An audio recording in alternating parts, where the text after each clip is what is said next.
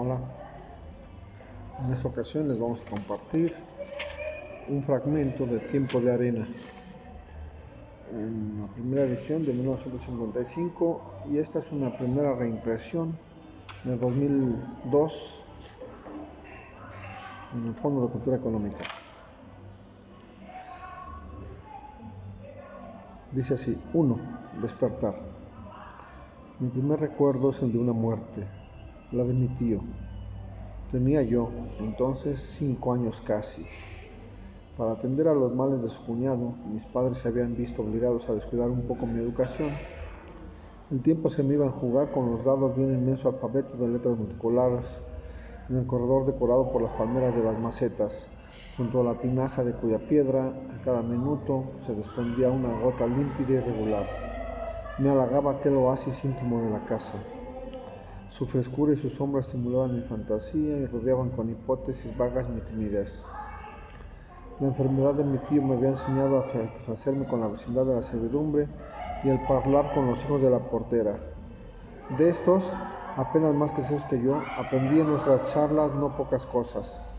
Entre otras, el más pequeño, se llamaba Fernando, me reveló el significado de la agitación insólita de mis padres. De su boca salieron por vez primera para mi oído las palabras agonizante, tumba, panteón. Todavía hoy me pregunto en qué circunstancias habían empleado tales vocablos, porque no los repetí automáticamente, sino por gusto, como si se diese ya cuenta de que la muerte, al entrar en la residencia de sus patrones, disminuía ciertos prejuicios de fortuna y de posición social y acentuaba una sana fraternidad, nuestra común condición humana. Fue también él quien me decidió penetrar cuando murió mi tío en la pieza en que habían tendido a las enfermeras su cuerpo enjuto. Consideramos la caja tapizada de raso negro. Subidos sobre una silla, nos asomamos al ventanillo que, a la altura del rostro del ocupante, suelen ostentar los ataúdes. El semblante que adivinamos era el de un extranjero dormido, de negra barba. Una mano piadosa pero insegura le había cerrado suficientemente los párpados. Entre la doble línea oscura de las pestañas, un blancor imprevisto nos alarmó por su densidad. La casa en que vino al mundo puede verse aún, en la esquina de las calles que se llaman de Donceles y del Factor. Desde los barandales de hierro de los balcones solíamos contemplar la llegada de don Porfirio a la antigua cámara. 3 de los cuartos tenían vista sobre Montepío de Sabiñón. Uno, el más amplio, servía de sala. Lo seguía otro más alargado que ancho, comedor y biblioteca a la vez. A continuación se encontraba la alcoba donde mi madre había instalado mi lecho, bajo un mosquitero tan acrónico como inútil. De las habitaciones cuyas ventanas abrían sobre Donceles, conservo un recuerdo menos preciso. La más pequeña era la de mi padre. Todos los domingos salía a saludarle por las mañanas. La sobriedad de esa estancia me sorprendía. Sobre el piso mis zapatos hacían ruido brusco que, en los pasillos, la alfombra aterciopelaba discretamente. Las puertas sin cortinas y las paredes sin cuadros y sin retratos me entristecían. Por comparación, sobre todo con el exceso de espejos y de consolas, óleos y cromos que triunfaban en las otras piezas. Infantil barroquismo del gusto. Me parecía pobreza la sencillez. Para no residir en un lugar que la muerte había solemnizado, determinaron mis padres cambiar de casa. Hallaron una en la calle de Dependencia, a 2 cuadras de la Alameda. Nos mudamos un sábado por la tarde. Llovía, o por lo menos lo supongo, porque mi madre se puso a que Fernando y yo saliésemos al balcón a rendir homenaje a los caballos que tiraban el carro de transporte. Nos compensó del placer perdido el de acompañar a los cargadores de arriba abajo de la escalera y descubrir, junto a la imagen de nuestros rostros en los espejos movilizados, no ya el papel floral de las habitaciones, sino un paisaje, un jardín auténtico, las palmeras y los helechos del corredor. Nuestra llegada a la nueva casa no se efectuó sin melancolía. La lluvia, si es que llovía, o la premura, si la lluvia resulta ser un invento tardío de mi memoria, nos obligó a prescindir de la azotehuela, en la que hubiese sido mucho más práctico depositar por lo pronto los bultos de uso menos urgente. Fue preciso hacinarlo todo en el interior de los cuartos. ¿Y qué cuartos? Eran tan pequeños que, por modestia, nadie se atrevía a rechazarlos, pero, por egoísmo, nadie se aventuraba a elegirlos. Con los días, el desorden disminuyó. La necesidad de limpiar nuestros movimientos a un escenario de proporciones más reducidas estableció entre nosotros vínculos más sutiles. Lo inconfortable de las alcobas hacía la permanencia en la sala más placentera. Se improvisaban juegos de cartas. Mi madre se apartaba del grupo calladamente. A los monótonos pasatiempos de la brisca o del Paco monstruo, prefería ir a los azares de la lectura. A las 11 en punto cerraba el libro. A tal hora yo dormía ya. Me despertaban al día siguiente los pasos de la criada. Los objetos parecían reconocerme: el armario, la cómoda, el tocador. Se reanudaba a través del velo del mosquitero una amistad inmediata entre mi silencio y aquellos muebles. Durante largos minutos hacía yo el muerto sobre la ola, a cada instante más alta de la mañana. Mi madre entraba y oprimía el conmutador de la veladora. Por contraste con la penumbra del cuarto, mientras no descorríamos las persianas, el resplandor de la lámpara, sólido y anguloso, imponía una crítica a mi pereza. Desayunábamos solos. Juzgaba providenciales esos instantes en que mi madre, que abrigaba múltiples dudas acerca de las enseñanzas que me impartían las profesoras en el colegio, se divertía en hacerme leer los encabezados de los periódicos. Curioso colegio aquel, frente a cuya puerta, todos los días a las 8:30, me abandonaba Margarita, nuestra criada, mochila al hombro, como el soldado ante su trinchera. Doña G. Y aquí una aclaración: por respeto a las personas que, sin notoriedad pública, figuran en este libro, he seguido una regla: la de citar solo sus iniciales o sustituir a sus nombres propios otros de fantasía. Bueno, Doña G., que lo dirigía, era una dama curtida en rezos. Su imagen no encajaría ahora dentro del marco de una actividad de carácter urbano bien definida. No puedo representármela, por ejemplo, en el acto de cruzar una calle, salir de un cinematógrafo o tomar un vehículo de alquiler. El ambiente en que la imagino no es jamás el de un parque público, el de una plaza, sino el de un corredor con equipales y pájaros trovadores, el de la casa en que, por espacio de varios meses, la vi transcurrir sigilosamente, apresurando nuestros trabajos y repartiendo nuestros ocios. El predominio de las mujeres sobre los hombres explicaba una serie de suaves consentimientos a los métodos del plantel. Después del almuerzo, la población escolar se dividía, según los sexos, en dos porciones. Las niñas hacían costura. Los niños, menos disciplinados, esperábamos la hora de la merienda, jugando al burro o a las canicas. A las 4, Doña G. nos conducía al comedor. Ahí nos hacía compartir un refrigerio sumario que excitaba nuestro apetito y que, por lo módico de las partes, lo defraudaba, pero que, por la variedad de los postres, educaba en nosotros especialmente el patriotismo lírico de la miel. A la cantidad y al provecho de las sustancias prefería Doña G. el capricho, la gracia, la novedad. Las almendras garapiñadas, el turrón de pepita, los piñones salados, los alfajores, las nueces y los refrescos que en recipientes diminutos nos ofrecía, no tenían como finalidad alimentarnos, sino la de recompensar nuestra buena conducta con el conocimiento de una dulzura que, a su manera, completaba nuestra enseñanza por alusión a los sitios de que tales primores venían a México: cajetas de Celaya,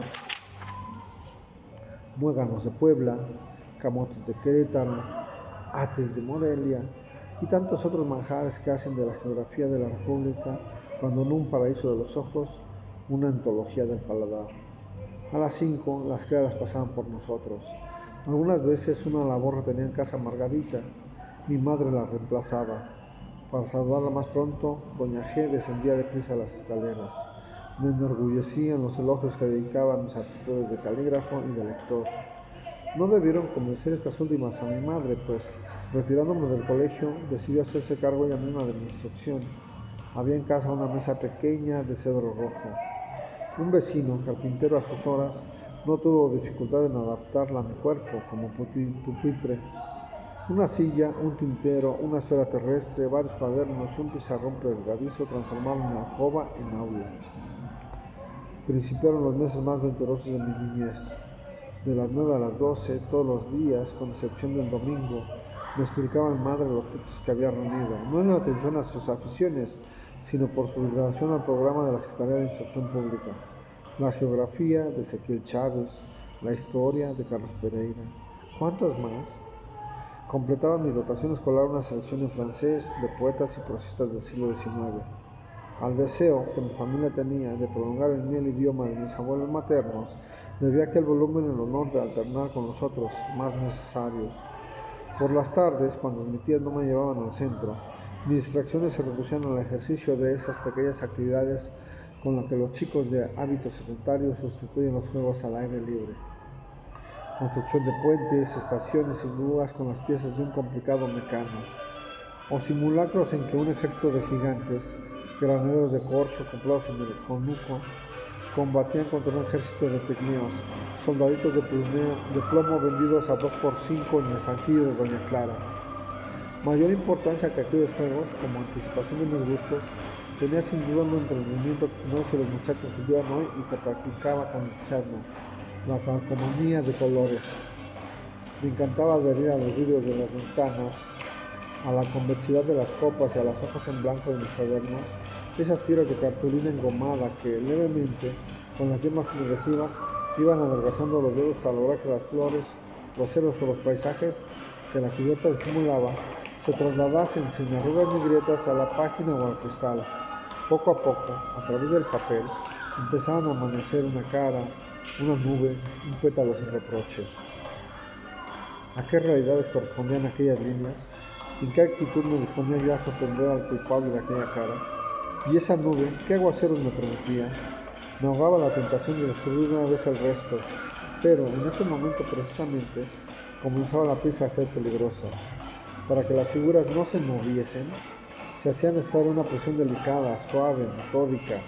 La menor brusquedad podría deshacer el milagro. Ciertos días, vencido por la impaciencia, la frotación de mis dedos resultaba demasiado ambiciosa. La imagen se desprendía con cuarteaduras y con vacíos incoherentes. En otras ocasiones, el personaje de la escena representados aparecían impecables. En el fondo, no me importaban mucho los temas de aquellas formas. ¿Qué eran? Señoritas en bicicleta, almirantes, gorriones, chozas. Más que el pretexto de los dibujos, me conmovía su técnica perfección.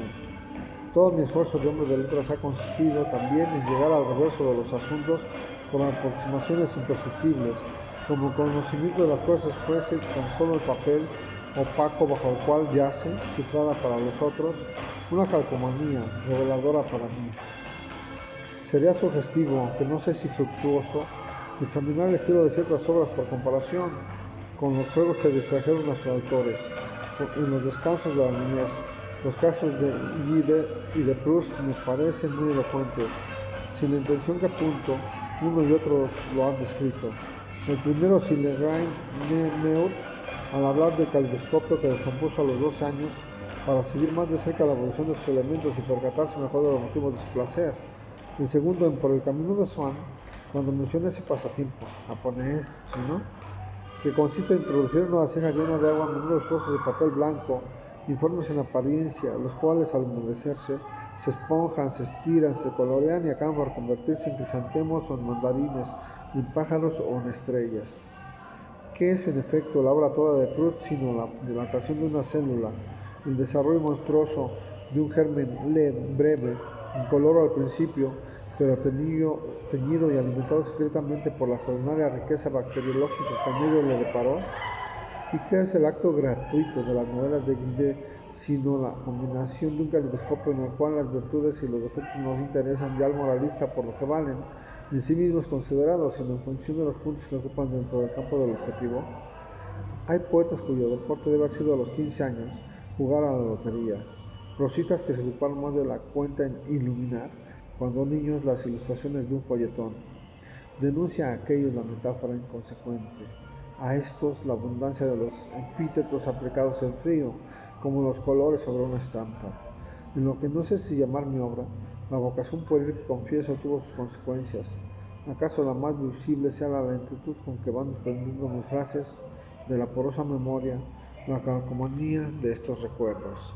Bueno, hasta aquí es la parte 1 de este libro Tiempo de Arena de Jaime Torres Bodet. Y bueno, pues vamos a continuar con él en próximas lecturas. Por el momento es todo y gracias por leer.